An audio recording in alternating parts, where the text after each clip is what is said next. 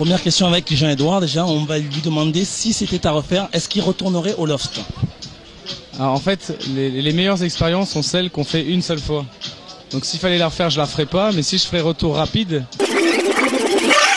j'appuierais sur la touche. Voilà, tout simplement.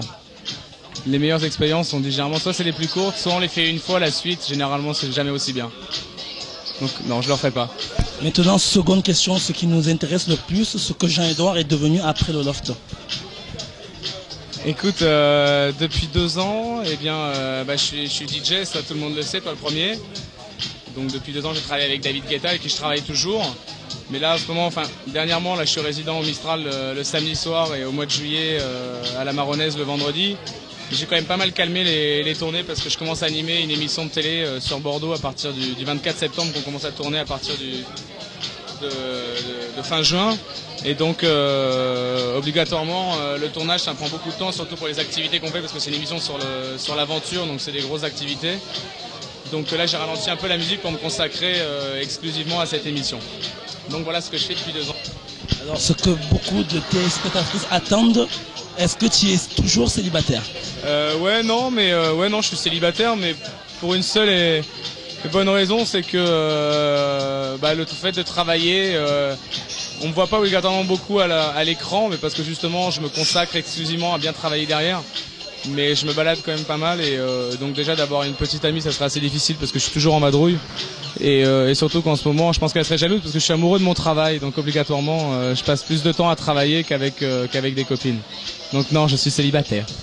Donc en parlant de travail, ce soir on va voir Jean-Edouard à l'œuvre en direct au Mistral. Donc nous aimerons savoir son style de musique, le set qu'il va nous préparer. Écoute, c'est très simple. Quand je tourne dans les clubs, généralement, j'ai tendance à mettre vraiment la musique que j'aime moi. J'amène ma culture, mais comme tous les DJ.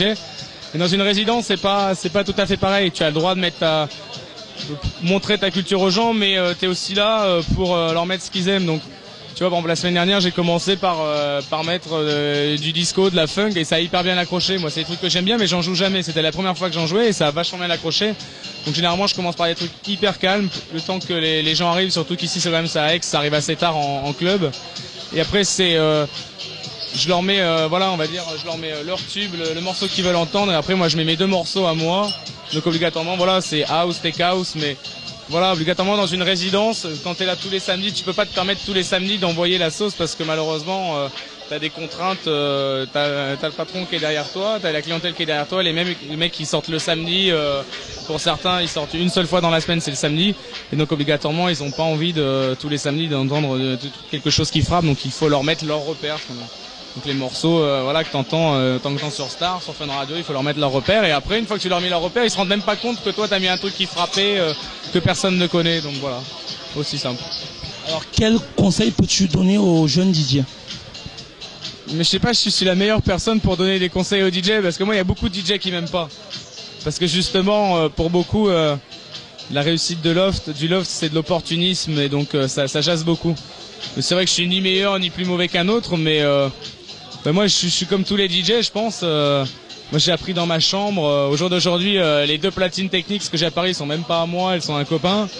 Et donc moi j'ai appris dans ma chambre et de fil en aiguille et avec des copains j'ai commencé à mixer dans des soirées qu'on organisait.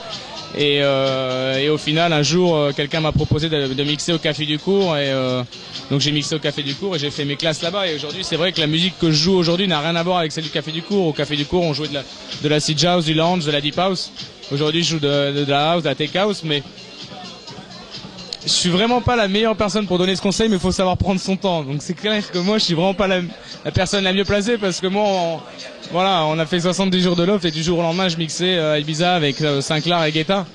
Mais c'est vrai que si on suit la voie classique, c'est de prendre son temps et finalement de savoir rencontrer les bonnes personnes au bon moment. Je pense que c'est beaucoup du hasard et après si t'es bon, tout vient à point à qui sait t'attendre. Quand t'es bon et ça finit toujours par se faire remarquer quoi.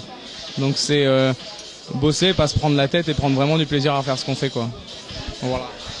Dernière question, tes projets futurs et quand est-ce qu'on peut te voir dans d'autres clubs de la région? Dans d'autres clubs de la région, à part le Mistral, donc depuis 3 semaines, et donc tout l'été, et la Maronnaise juillet-août le vendredi. Bah dans la région, pas vraiment beaucoup de clubs parce que je serai beaucoup à Bordeaux, donc en tournage pendant une grande partie de l'été. Donc à part sur TV7 sur le câble à la rentrée à partir du 24 septembre et à partir de septembre peut-être que je sais pas que je vais aller tourner un film avec Tom Cruise et Clint Eastwood, donc je sais pas, peut-être à Hollywood ou à Cannes pour la Palme d'Or l'année prochaine. Non. À part sur le câble pour l'instant non, j'ai des projets mais généralement on dit que les projets quand c'est pas fait, faut pas les dire, donc je les dirai pas. On remercie beaucoup Jean-Edouard pour cette petite interview. C'est moi qui vous remercie.